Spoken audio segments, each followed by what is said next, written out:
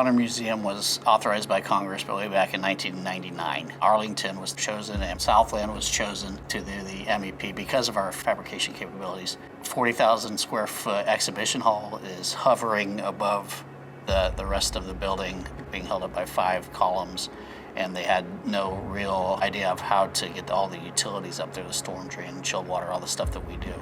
And our fabrication shop came up with a great plan to just make these in solid risers from the top to the bottom. Sold that to the GC and they hired us on. I'm a senior project manager at Southland. I run projects ranging from $500,000 to $18-20 million.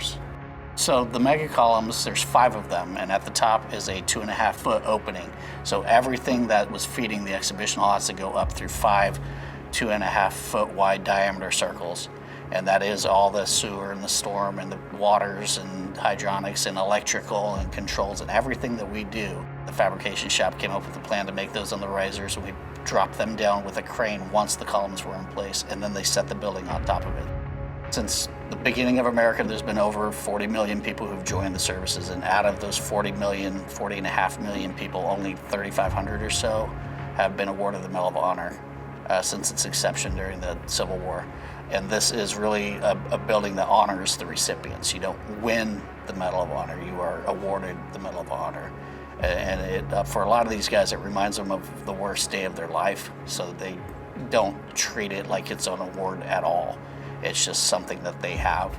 I've been able to meet at least a dozen of these guys. Every single one of them is as humble as can be. They're just doing their job. But it's an amazing building, and it's about time they got some recognition. The air handlers were very difficult because they have 20 air handlers and probably space for 5. They had them hanging up. Everything upstairs, they lined all the sheet metal for sound and paint gripped on all of it just because they weren't sure what was going to have a ceiling and what wasn't. It's going to be exposed and painted. So the entire exhibition level, that 40,000 square feet, every bit of that is lined in paint grip, which is strange and unusual for me. I mean, even the exhaust was lined.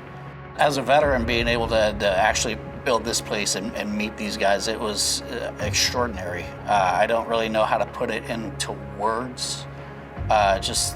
It's overwhelming the respect that you have for these guys that went above and beyond. Even though they might not believe it, they went above and beyond to protect their brothers and sisters that they were standing next to.